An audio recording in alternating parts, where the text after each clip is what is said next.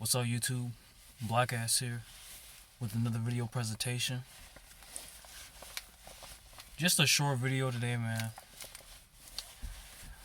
So I just realized last year, I had just gotten released from Wells Fargo because of racism and all that shit.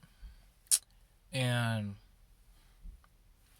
a year later, uh, you know,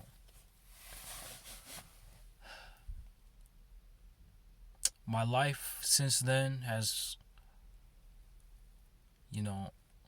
it's changed 100 and actually 360 degrees. Like, my life is not what it once was last year. And when I look back at the the hard work I put in and the time, all of my energy, I still got treated like I was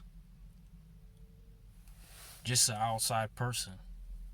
And just to give you guys a little backstory, when I first applied there, I was just looking for a job, just to make ends meet, Like, a lot of niggas were down bad at the time. And I would say where I used to live, I knew personally there was not a lot of job opportunities. So you just kind of have to, you know, look what you could get for, if that makes sense. Or get what you could look for. And so, knowing this, since that was my only job that I'd applied for and got accepted to, I just took the opportunity. But my thing is, man, if you work at a place and you get treated like shit, nobody respects you, and the upper management, they may be nice to you at first, but they're not like really giving you any benefits, or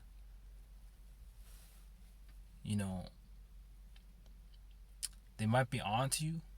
I would just suggest to leave, man. I would suggest to leave and find a new place of work, because what's the point if you're working at a place and your manager or your boss has a hidden agenda? What's the point? Especially if you put on all of the time and work, there is no fucking point. So it's kind of like you might as well just pack your bags and leave, And the people there that worked with me, like my coworkers, I'm not gonna say they were bad, and I'm not gonna say they were good either. I had a few that were pretty weird, but I had a few that genuinely, liked me and admired me working, and would I like to hang out with them, like, personally in real life? Maybe. You know what I'm saying? Like, so not everywhere I work is gonna have, people that are all gonna hate me. You're gonna run across a few people that, are gonna be nice and respectful towards you. It's just the management,